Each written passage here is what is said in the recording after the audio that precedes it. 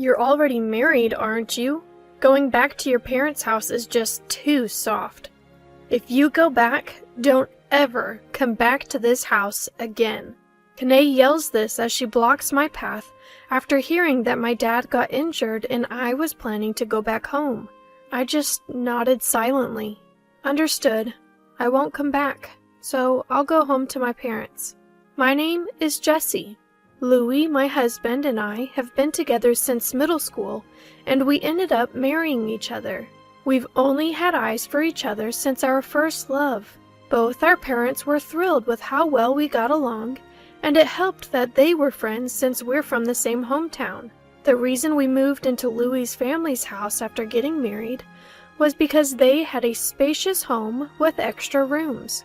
We got married right after college and had been saving money appropriately for our age. But both sets of parents told us it would be fine to live together until we saved up some more money.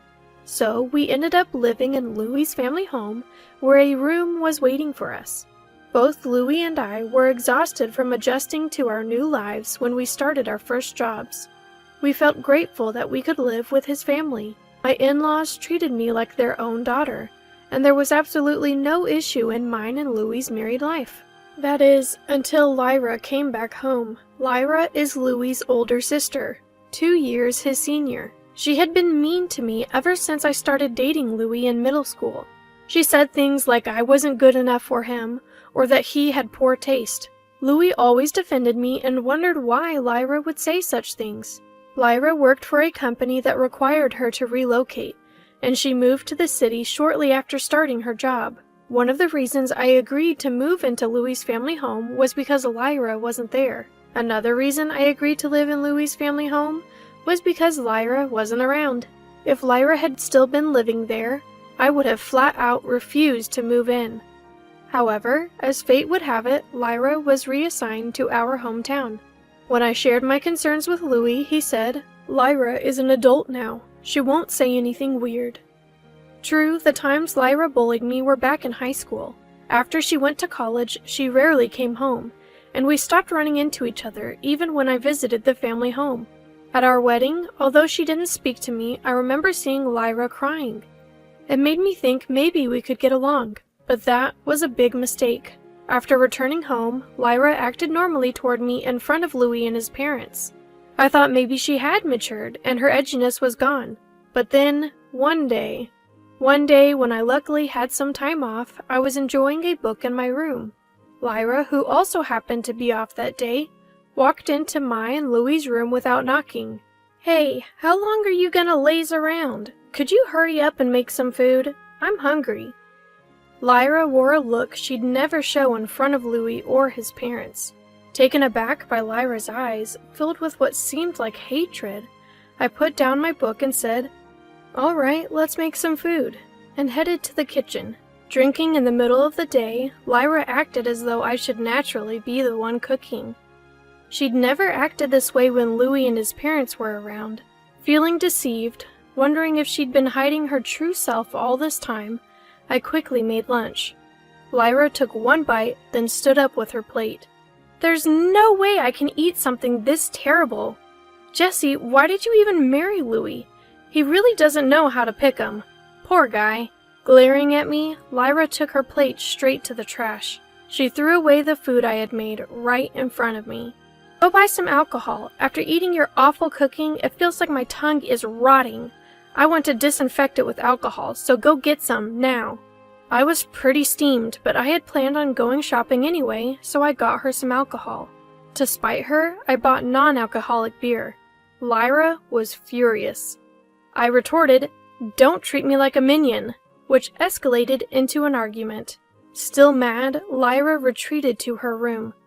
When Louis came home, she instantly switched back to her gentle demeanor, a quick change that sent shivers down my spine. That night, I discussed Lyra with Louis, but for some reason, his attitude was cold. Lately, every time he looks at me, his expression is complicated. We used to always share the double bed, but now he's sometimes sleeping on the living room couch. When I asked why, he said, "Just couldn't sleep, so I stayed in the living room." I've been wondering what's going on ever since. I was saddened by his sudden coldness. When Louis said, "Instead of blaming Lyra, don't you think you have some things to reflect on yourself?" I couldn't help but tear up. Since middle school, Louis has always been kind to me, and yet I've been troubled lately by his sudden coldness. Being mistreated by Lyra, and now feeling this coldness from Louis, felt like salt being rubbed into an emotional wound. I couldn't help but cry. Louis looked surprised, but he didn't comfort me. Seeming perplexed, he paced around for a bit before sitting down next to me, who was sitting on the bed with a determined look on his face. "There's something I've been meaning to ask, but haven't." "What is it? Are you having an affair?" I was so surprised by the sudden mention of affair that my tears stopped. I swear my heart has never strayed from Louis. Shaking my head, I say, "No, I'm not. Why would you ask something like that?" Louis then shows me a picture on his phone. The picture shows me talking to a man who has his hand on my shoulder. Both the man and I are smiling, but this is by no means a photo of infidelity. "You're mistaken. Look closely. Yeah, he's put on some weight, but that's Andy, our classmate. Don't you remember him? He was on the baseball team. This was taken when we bumped into each other after so long, and he said, 'You look well,' and patted my shoulder." Louis zooms in on the photo and says, "Really? Andy?" with a skeptical look.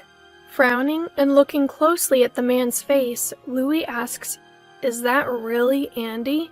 Andy is getting married soon. There's no way I'd have an affair. Why would you even suspect that?" "Well, Lyra sent me this picture saying you were cheating. She also said she saw you coming home late with Andy recently. And then she sent me this photo." "Why would you believe Lyra over me? Is that why you've been cold to me?" "Sorry, you have been coming home late and I was worried. I've become a senior at work too, so sometimes I come home late because I'm teaching my colleagues." "I see.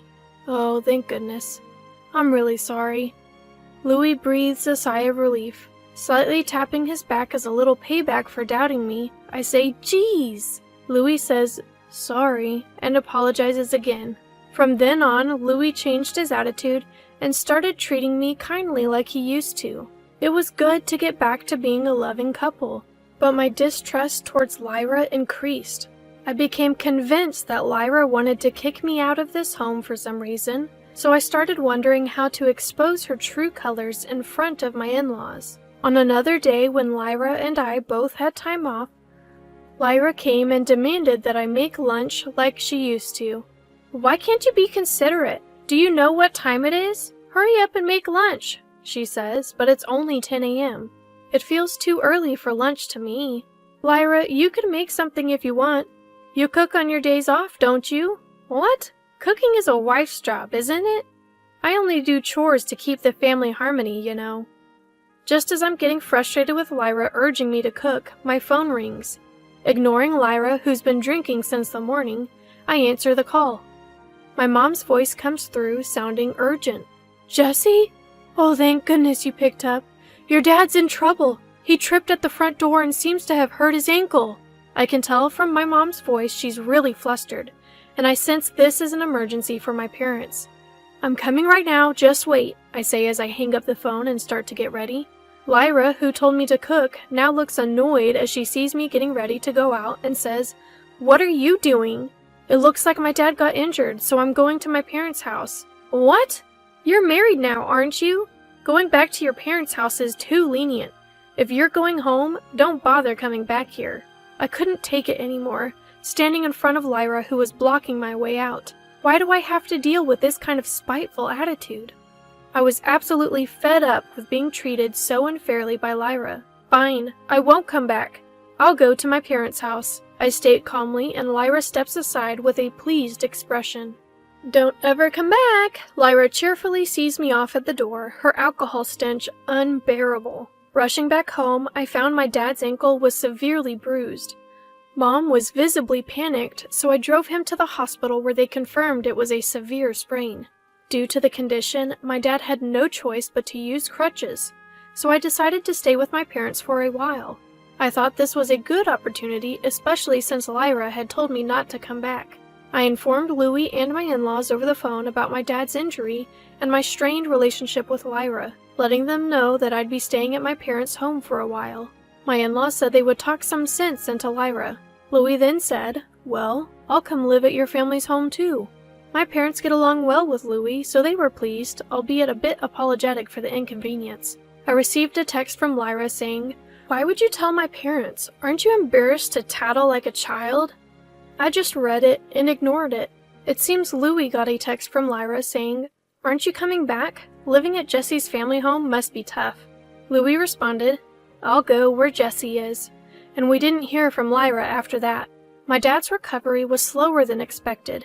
He spent about 3 months on crutches and in a wheelchair. My dad seemed both grateful and happy for Louie's various help around the house. Just when I was feeling grateful for being married to Louie, Lyra sent a shocking message my way. "I'm bringing my boyfriend over. Since you're technically my sister-in-law, you have permission to come home for just 1 day. Be polite and greet him properly. Don't say anything unnecessary." I felt repulsed by the selfishness of her text, but the message Lyra sent to Louie was even more off-putting. Her message said, "My boyfriend is coming to greet the family, so come home, Louie. I might be getting married, but you'll always be important to me." Louie commented, "Lyra's texts are always so poetic, aren't they?" But thanks to my woman's intuition, I had a good idea of how Lyra really felt about Louie.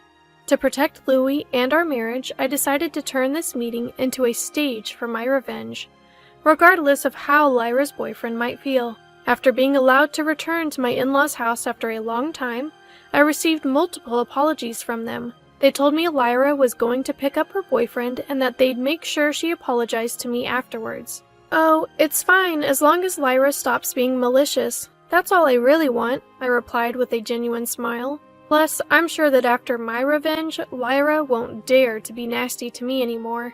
The man Lyra brought with her seemed serious enough, but what shocked Louie and my in-laws the most was how much he looked like Louie. From the aura to the facial features, they were identical, leaving my in-laws exchanging surprised glances.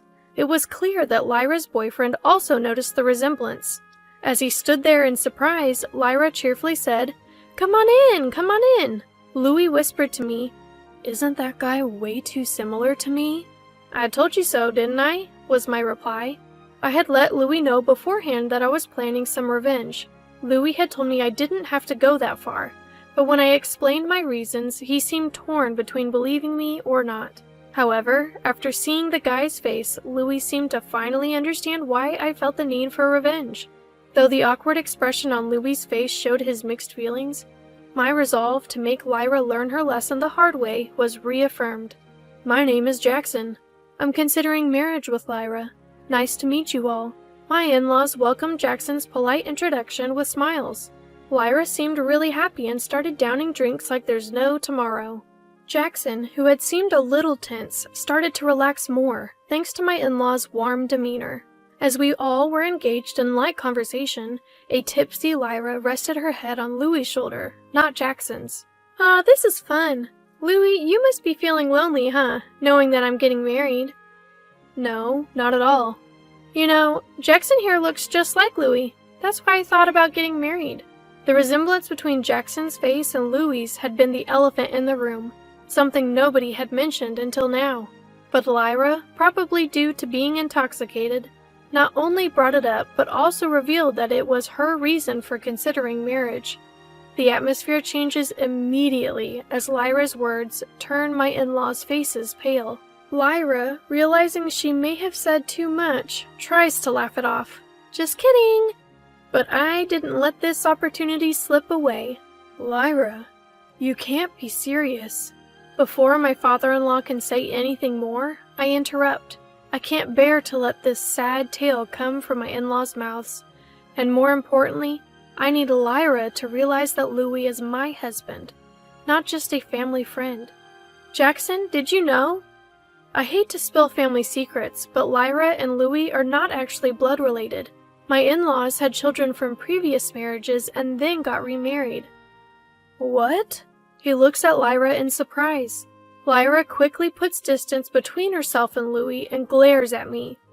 Undeterred, I take out my phone and place it on the table. I've had my suspicions for a while. Lyra has been treating me poorly, and I've wondered why. As I say this, I press the play button on the voice recorder app on my phone. What flows out are the sounds of Lyra berating me. The recording is filled with Lyra's desperate voice saying things like, "Break up with Louie," and "Leave this house." Realizing the gravity of the situation, my in-laws utter in despair, "This can't be." But I turn to Lyra, who is now biting her lip and pale as a ghost, and give her a smile. "Lyra, you've had feelings for Louie for a long time, haven't you?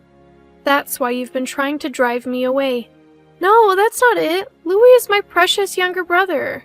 "Then why did you plan to marry Jackson because he looks like Louie?" "Well, that's... Jackson, you told me that you met Lyra in a bar, right? What was that encounter like?" Caught off guard by the sudden question, Jackson replies with a trembling voice, "We met while I was drinking at a bar. She told me she liked my face. That's how it all started." My mother-in-law lets out a sorrowful, "Oh," and starts to cry, while my father-in-law looks at Lyra with a serious expression. Lyra's biological father, my father-in-law, finally broke his silence. "Lyra, did you have feelings for Louie?" The heartfelt greeting I had prepared for Lyra's future husband was because I'd realized she had her sights set on Louie.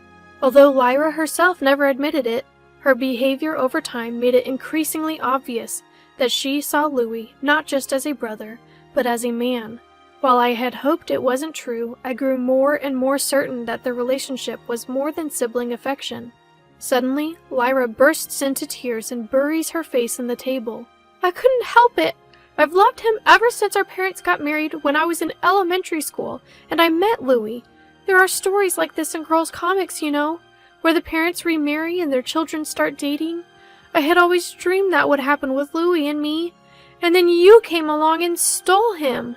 Jackson, listening to Lyra's tearful outburst, starts to complain of a headache and says he's leaving. Lyra clung to Jackson, but her father intervened, saying he'd go apologize to Jackson later.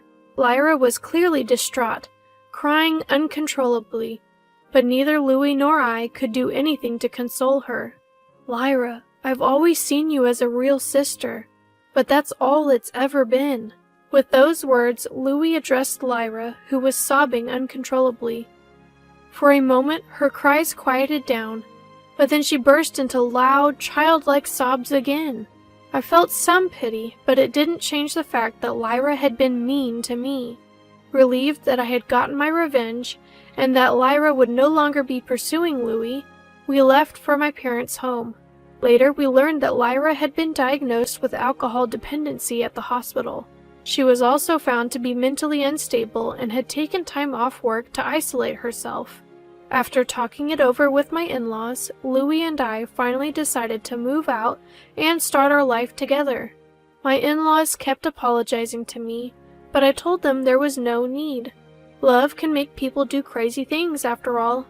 I couldn't forgive what Lyra had done, but I did feel sorry for her. I hope she can move on from her feelings for Louie and find a new direction in life. Louie and I got off to a great start living together.